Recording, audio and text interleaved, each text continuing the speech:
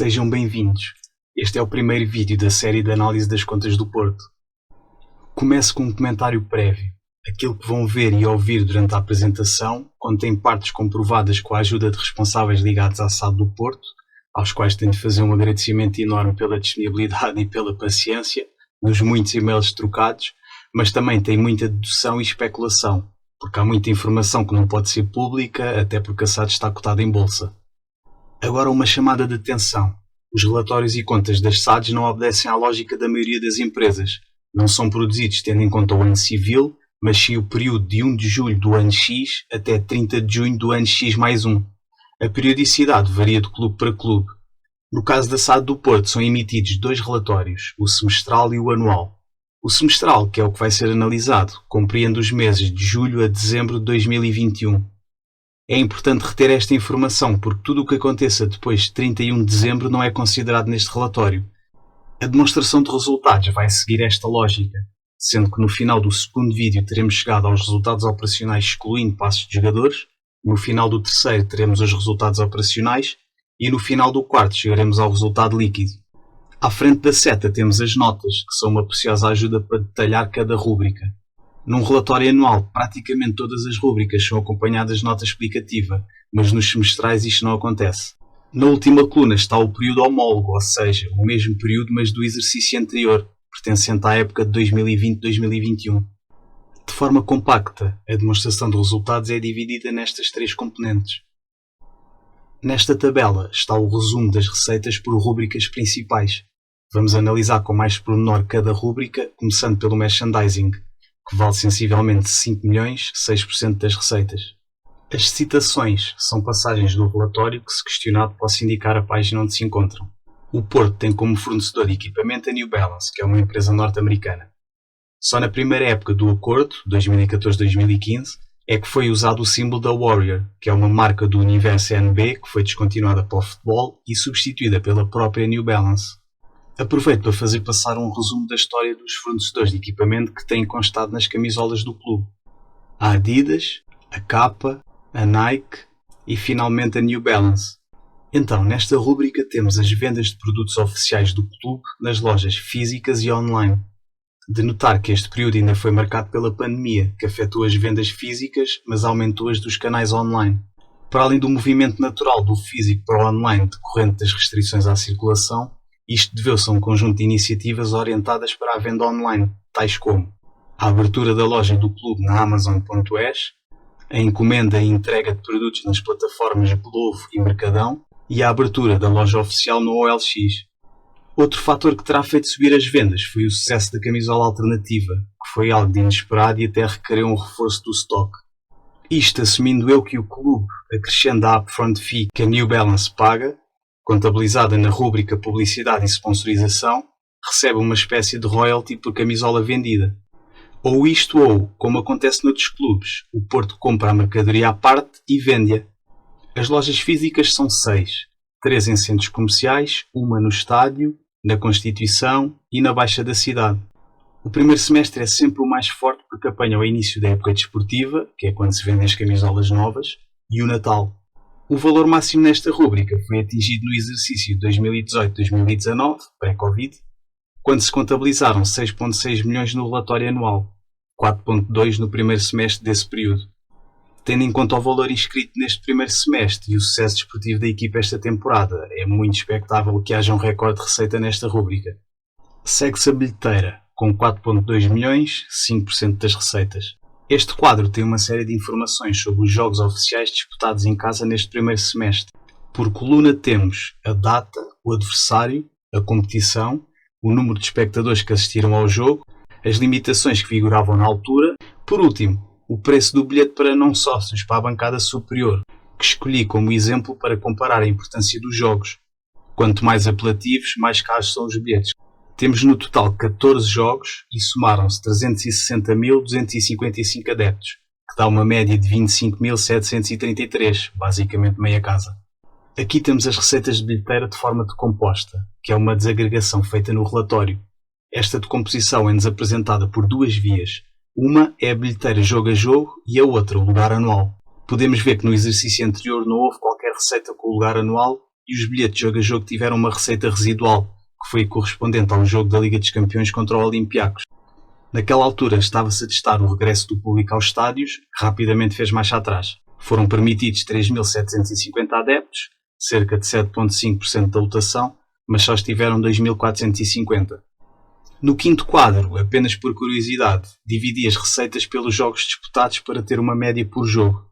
A receita de bilheteira, que é a venda de bilhetes em dias de jogo, só divide por 12. Os 2 jogos em falta são os da Taça de Portugal, que têm regulamento próprio porque a taça é organizada pela Federação Portuguesa de Futebol. Esse regulamento inclui a repartição da receita entre os clubes e a Federação, e por esse motivo as receitas não são contabilizadas nesta rúbrica. O lugar anual divide pelos jogos incluídos no pacote, que foram 9 no primeiro semestre. Os 3 primeiros jogos em casa não entraram porque ainda existiam muitas dúvidas em relação à pandemia, por isso o clube adiou o lançamento do lugar anual.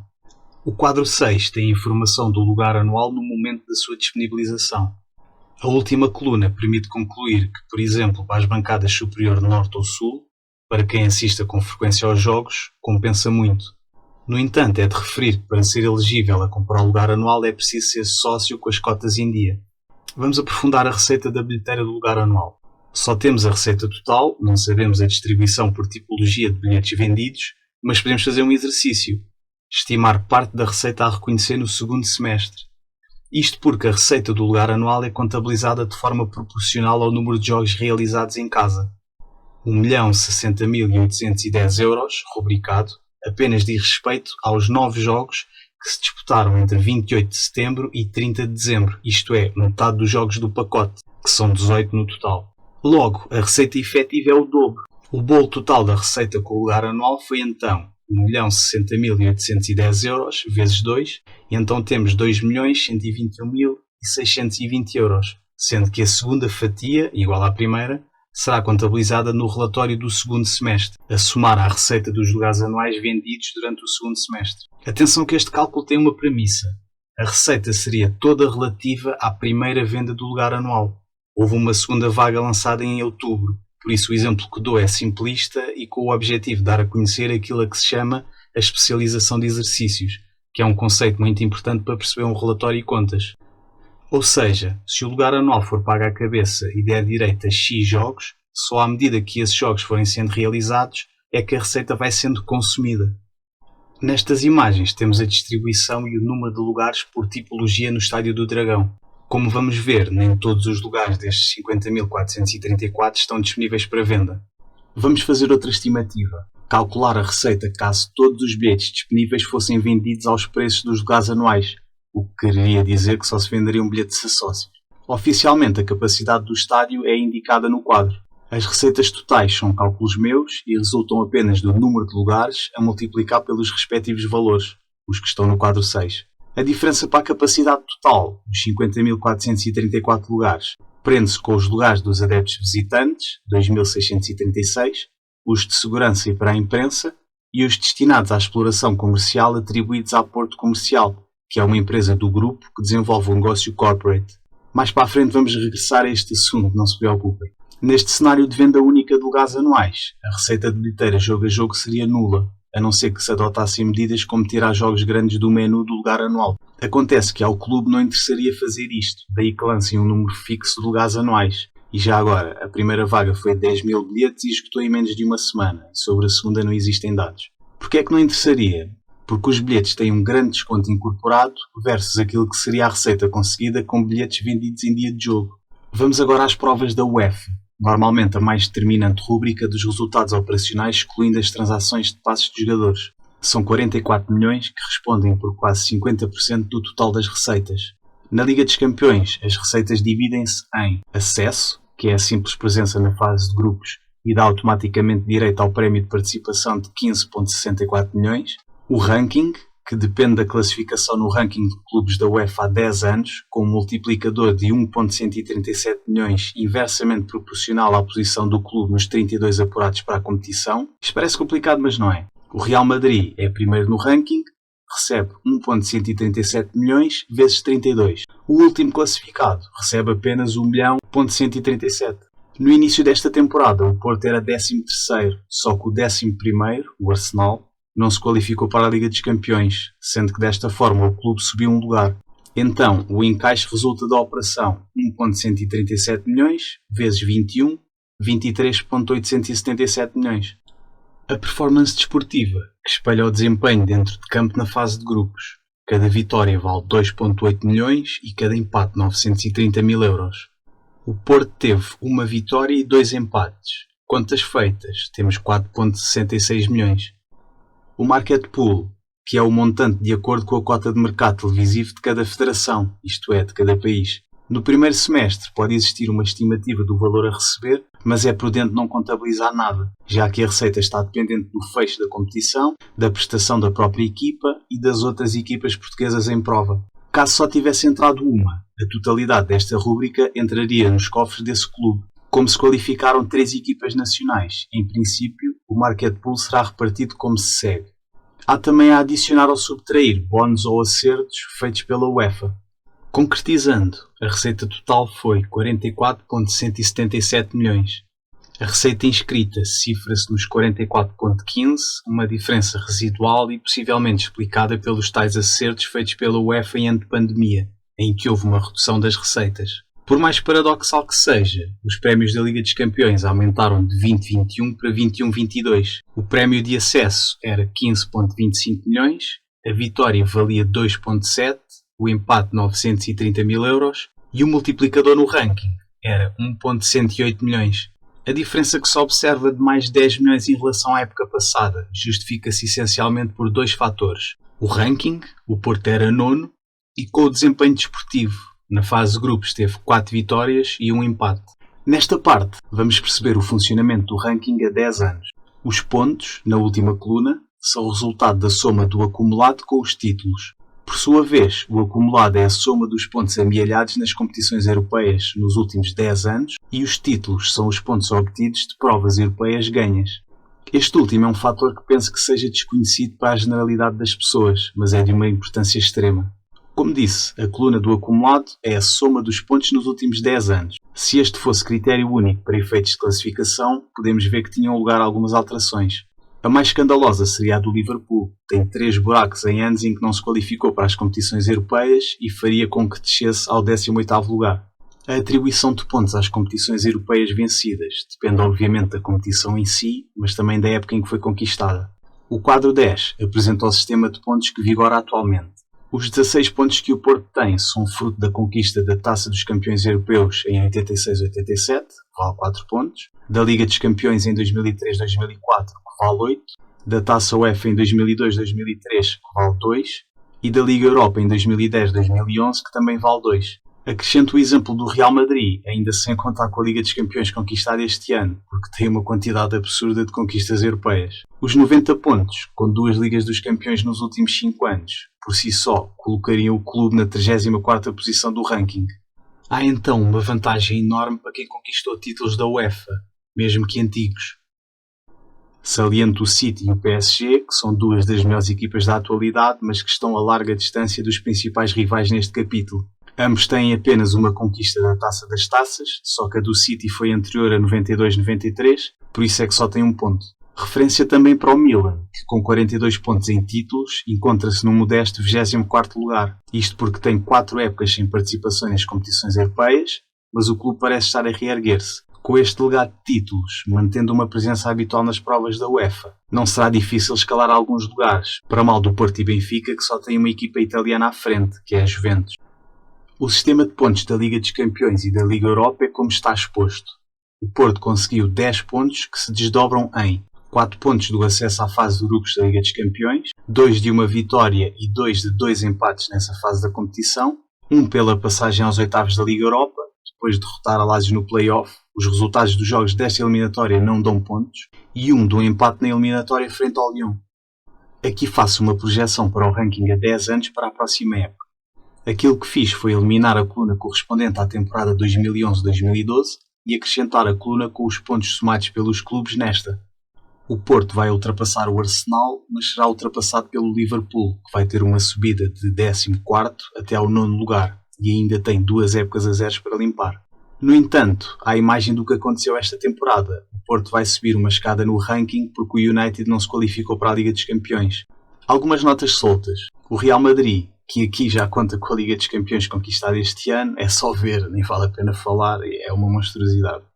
O Shakhtar, que acabou o campeonato em primeiro, e apesar de não ter sido declarado um campeão, para o ano espera-se que ocupe a sua vaga na Liga dos Campeões. Acrescentar que o clube já há muitos anos que não joga na sua cidade, atualmente joga em Kiev. Para o Tottenham, que foi eliminado administrativamente pela UEFA da Liga Conferência por ter faltado ao jogo com o Rennes. Para o Zenit e restantes clubes russos, não terão presença em nenhuma competição europeia em 22-23 porque foram banidos pela UEFA. Com pouco peso, temos as outras receitas desportivas, que valem apenas 700 mil euros, 1% das receitas totais. As 4 principais fontes de receita desta rúbrica são as escolas Dragon Force, a Taça de Portugal, a Taça da Liga e os torneios de pré-época.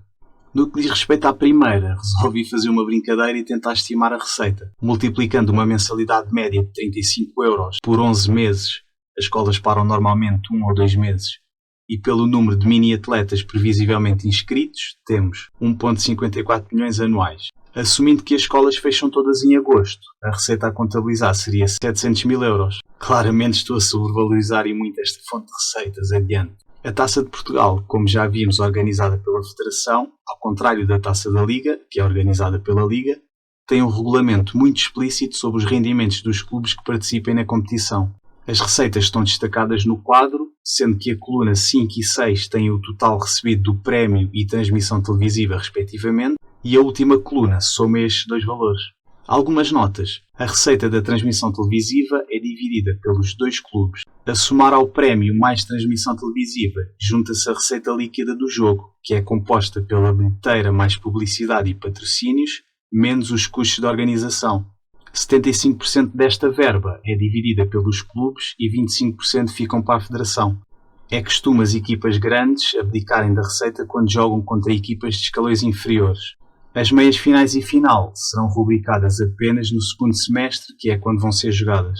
Quanto à Taça da Liga, pouco se sabe. No regulamento está isto.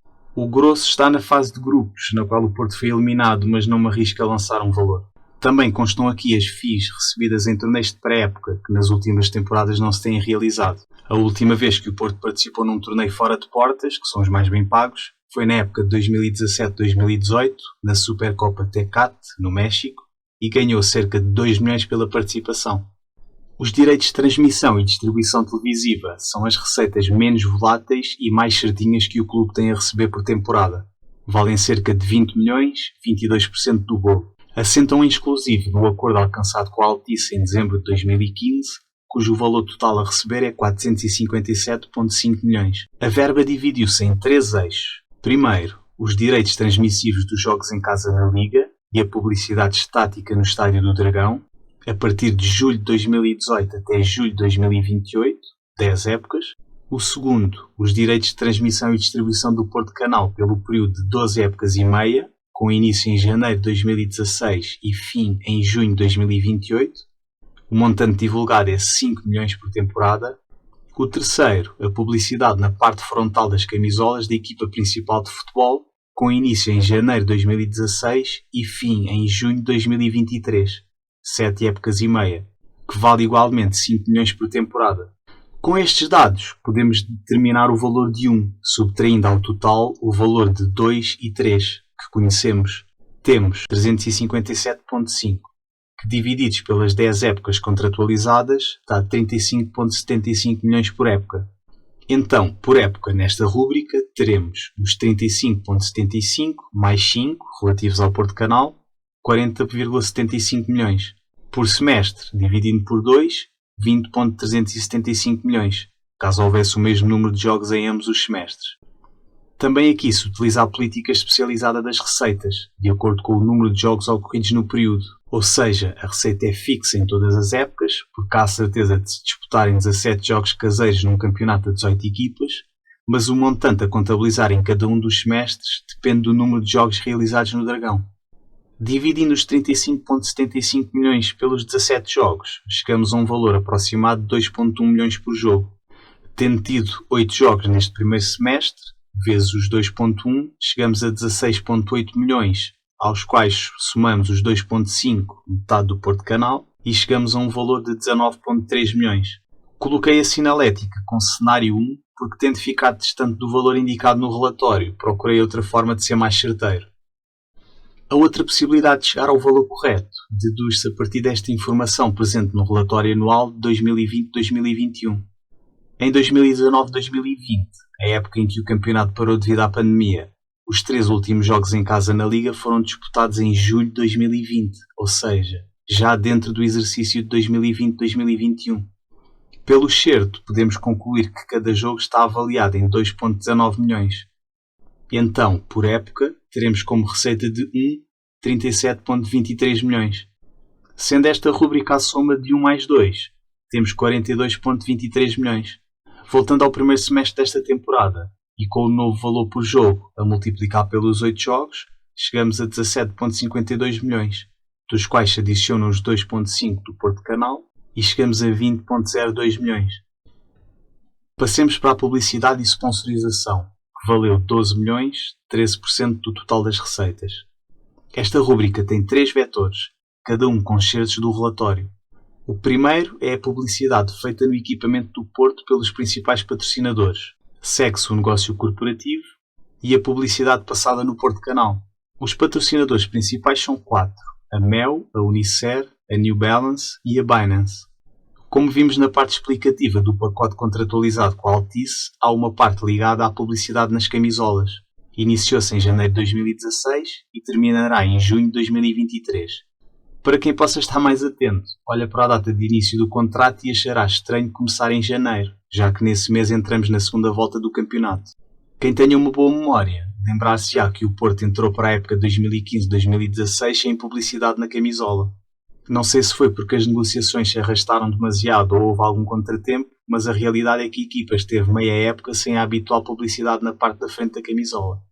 Esta publicidade vale 5 milhões e podemos ver isso numa qualquer OPS, que é o chamado prospecto feito pelos clubes a quando da emissão de obrigações, e nele estão muitas vezes informações que nem constam no relatório e contas.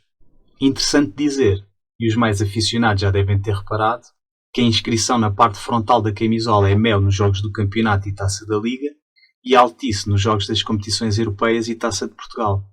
A Unicer, através da marca Superboc, já está presente nas camisolas desde 1994. Em 2018 a parceria foi renovada até 2024 e, se chegar ao fim, cumprirá 30 anos. A equipa joga com Superboc na parte superior das costas da camisola no campeonato e nas competições europeias, com Superboc em pequeno na manga esquerda. O contrato vale 1.4 milhões por época. A New Balance tem o símbolo da marca no lado direito da frente da camisola. Em 2018 renovou a parceria até à temporada 2023-2024, na qual cumprirá 10 anos de vínculo. Com muita pena minha, o valor do contrato é desconhecido. Recuando algum tempo atrás, no acordo de renovação com a Nike para os últimos 4 anos em que equipou o Porto, foi noticiado que o clube encaixou 14.8 milhões, ou seja, 3.7 milhões por época. Mesmo admitindo que o valor pago pela ANB seja próximo deste, é de crer que seja mais elevado, porque normalmente, e não é a regra porque há outras variáveis a ter em conta, só por montantes mais apelativos financeiramente é que marcas menos conhecidas conseguem chegar a grandes clubes. A New Balance, numa fase de maior investimento, chegou a clubes como o Liverpool, com o qual até teve uma disputa interessante em tribunal, quando o clube decidiu mudar para a Nike, ou o Sevilha, que entretanto também mudou para a Nike. A contenda entre o Liverpool e a New Balance foi curiosa. Vou abrir um pequeno parênteses para explicar de forma resumida. O contrato estava no último ano e o Liverpool tinha a Nike a fazer uma proposta milionária. Só que a New Balance tinha a opção de renovação automática do contrato caso igualasse a oferta de uma outra marca. E assim fez. Só que o Liverpool mudou na mesma e conseguiu ganhar em tribunal, porque sustentou o seu caso numa proposta com maior visibilidade e mais vantajosa em termos de marketing no caso da Nike, que o tribunal anuiu. O último patrocinador é um sinal dos tempos, uma plataforma de negociação de criptomoedas, a Binance. A parceria foi anunciada em novembro de 2021 e terá a validade de 5 épocas. Nesta primeira, vimos Binance na parte inferior das costas da camisola. O contrato não abrangeu, pelo menos nesta época inicial, as competições europeias, e nas 4 seguintes veremos o nome da marca na manga esquerda. Também é desconhecido o valor deste contrato. Segue-se o negócio corporativo, que consiste nos contratos de camarotes e salas VIP com empresas e outros espaços comerciais negociados, e o terceiro vetor são os anúncios exibidos no canal televisivo do clube. Vamos ao patrocinador mais exótico, a Binance. Para além de lugar nas camisolas e pelo estádio, há outra potencial fonte de receita para o clube. No âmbito da parceria, no dia 16 de novembro de 2021, o clube fez uma ICO na plataforma com o intuito de criar um fan token. Esta ICO teve as seguintes condições. A presença da BNB, que é a criptomoeda da Binance, faz com que isto se torne um pouco confuso para mim. Quando é dito que cada token foi vendido por $1, mas que pelos vistos para subscrever esse dólar foi preciso comprar a criptomoeda da Binance, que na altura custava $600, fico sem saber a receita originada por esta ICO, bem como o preço de entrada em mercado de cada token. Para simplificar, vamos considerar que cada token custou $1 e foi a esse preço que entrou no mercado. Na primeira fase foram emitidos 4 milhões de tokens, o que quer dizer que se gerou uma receita de $4 milhões.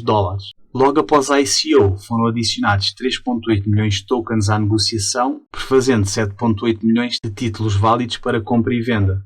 Até novembro de 2022, o Fan Token do Porto terá apenas 19,5% dos títulos disponíveis para negociação. Tal como em outras criptomoedas, os tokens, que têm um número limitado e conhecido à partida, vão sendo postos à disposição do mercado a cada 12 meses. Aqui será em novembro de cada ano.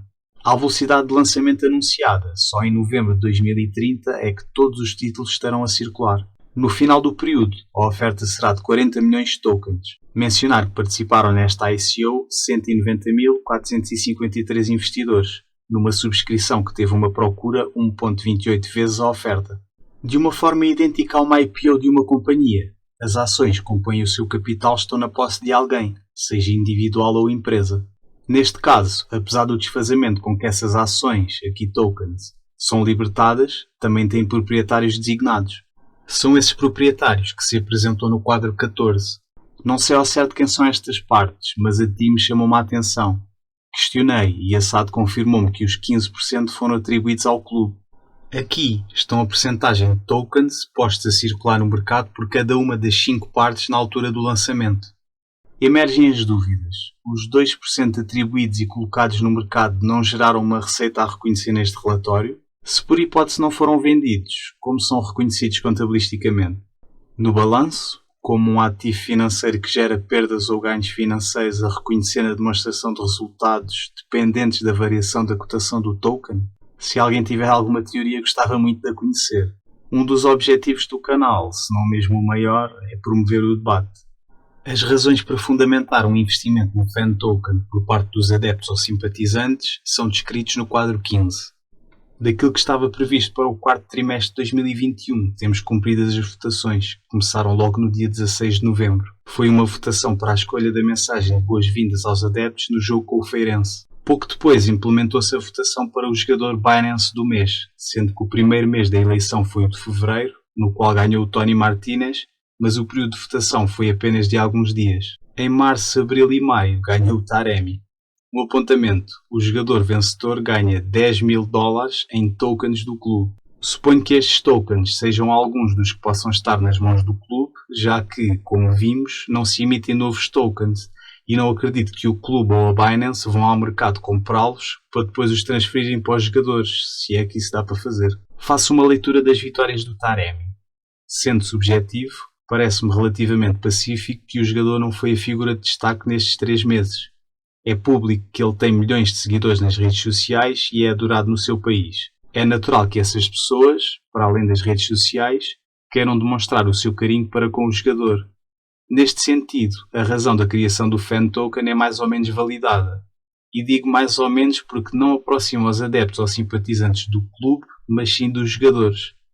Dir-me-ão, mas ao aproximar dos jogadores indiretamente aproxima do clube, e eu concordo. As NTF Mystery Box e Collection são cartas virtuais de jogadores marcantes na história do clube. Até agora só há guarda-redes e defesas. De resto, mesmo já considerando os objetivos para 2022, não sei bem em que consistem. Há uma iniciativa que não consigo enquadrar. Um intercâmbio entre detentores de tokens de clubes parceiros, como a Lazio e o Santos. Num futuro próximo, talvez o objetivo seja oferecer mais valências a quem compra os fan tokens, tais como permitir a compra de bilhetes ou merchandising nas lojas online do clube com os tokens. Seja como for, é importante uma reflexão que ponha em choque o ser sócio com o ser detentor de fan tokens, embora um não invalide o outro. O meu ponto de vista, perceptível com o à parte acerca dos apoiantes do Taremi, é que estão a ser trabalhados nichos de adeptos completamente diferentes e deve ser política do clube tentar chegar ao maior número de pessoas, nacionais e internacionais.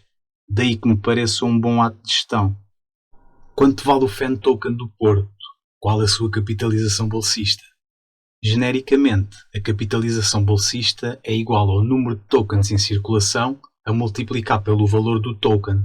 Temos 7.8 milhões de tokens e cada um está a ser negociado ao valor apresentado, que multiplicando por 7.8 é igual a 16.55 milhões. O token fez um máximo de fecho nos 10.6 euros no dia da ICO e um mínimo de fecho de 99 cêntimos no dia 12 de maio de 2022. Ao valor máximo, o token valeria 82.6 milhões e ao mínimo 7.7. Podemos observar pelo gráfico que desde o máximo atingido no primeiro dia de negociação, os tokens emitidos perderam grande parte do seu valor, mantendo eu a dúvida sobre o preço de colocação no mercado. Ainda assim, no que concerne à capitalização bolsista, compara bem com outros clubes que também já aderiram a esta febre. Nesta imagem temos organizados por capitalização bolsista, por ordem decrescente, os fan tokens dos clubes que os emitiram. É notório que muitos dos grandes clubes não estão a passar ao lado desta nova forma de interagir com os adeptos e de obter receita. Claro que isto pode mudar de um dia para o outro, já para não dizer de um minuto para o outro, mas é curioso ver como o token do Porto está à frente do Barcelona, Milan ou Atlético de Madrid. Fruto da conjuntura ou já estruturalmente aceitos, os fan tokens têm servido para pagar a jogadores como prémio por atingirem alguma meta, como aconteceu com o Cristiano Ronaldo nas Juventus, ou como complemento do prémio de assinatura, como foi o caso do Messi no PSG. Passando ao negócio corporativo, este pode definir-se como os lugares que são apenas destinados à venda a empresas, que usam o espaço, pode ser uma tribuna ou um camarote, para jogadas de charme a clientes, funcionários ou fornecedores e ou outros espaços publicitários no estádio ou em redor do mesmo. Os espaços adquiridos ficam com a marca do comprador exposta e podem ter direito a outros serviços de ativação de marca, dependendo do tipo de patrocinador que são. Podem ter direito a publicidade noutras partes do estádio, nomeadamente nos painéis publicitários que ficam junto ao relvado. Identificam-se 4 tipos de patrocinador. Os main, que são 4, para além dos que já vimos há a Revigres, que tem a particularidade de ser considerado um patrocinador honorário. Os premium, 23, entre os quais destaca Betano, que é o betting partner do clube, e será um dos principais patrocinadores na próxima época, substituindo a Altice na parte frontal da camisola. Isto um ano antes do final do contrato, na prática é como se a Altice tivesse vendido o espaço na camisola. Seguem-se os business, que são 72, e por fim os executive, 161. As 4 categorias distinguem-se essencialmente pela visibilidade das marcas no estádio e com as iniciativas a que têm acesso. Como exemplo temos o Match Day Sponsor, que entre outras coisas consiste na presença de um painel identificativo da empresa à frente da fotografia do 11 inicial da equipa para um jogo. Finalmente, esta rúbrica tem contributos da publicidade no Porto Canal. Atendendo a esta notícia, podemos de uma forma grosseira considerar 1 milhão de receita por semestre. As outras prestações de serviços respondem por 3,5 milhões, 4% das receitas. Citando, incluem principalmente as receitas operacionais das sociedades participadas, excetuando os proveitos já referidos. Aqui chegados, é conveniente conhecer o grupo, que não é mais que o conjunto das empresas controladas, ou sociedades participadas, pela SAD, que é a empresa-mãe, e cujas contas são consolidadas nesta última. Simplificando, as contas consolidadas tratam as empresas do grupo como se fossem uma só e excluem relações intragrupo. Começando da esquerda para a direita, penso que a única atividade da Porto Comercial ainda não registada noutra rúbrica são as visitas ao museu e ao Estádio do Dragão. Dadas as restrições no período em apreço, estas receitas devem ter sido diminutas. Relativamente ao museu, uma referência para uma iniciativa pioneira que só pecou por ter tido o azar de ser pensada em ano de pandemia e por isso teve de ser adiada. A iniciativa é um escape room que funciona do lado nascente do estádio. Acabou por abrir só a 4 de junho de 2021. Segue-se aporte multimédia, que é completamente insignificante na estrutura do grupo e nem sei exatamente que atividade desenvolve. Depois temos o aporte estádio, que no meu entendimento está encarregue de gerir os escritórios e outros espaços comerciais presentes no Estádio do Dragão, e eventos que ocorram dentro do estádio, como jantares de empresas ou festas de aniversário. A Porto Seguro é uma empresa de intermediação de seguros. Como deve ser regulada, é obrigada a emitir um relatório e contas individual. Escusado será dizer que a maior parte da atividade está ligada à SAD do clube, que valeu 77% das receitas no exercício de 2021. Presumo que estejamos fundamentalmente perante seguros desportivos, ou seja, de proteção a lesões de jogadores. Dragon Tour. Tenho ideia de que no início da atividade chegou a organizar viagens para os adeptos quando o clube jogava no estrangeiro, mas pelo que pesquisei isso já não é feito. A atividade da empresa circunscreve-se à marcação de estadias quando a equipa joga fora de casa ou vai estagiar. Temos depois a Porto Média, que é proprietária em 82,4% da Avenida dos Aliados, que por sua vez é detentora de 100% da Miragem. Apesar de estarmos perante uma situação algo intrincada, vamos reduzir estas participações todas ao Porto Canal, cujas receitas mais relevantes já estarão contabilizadas.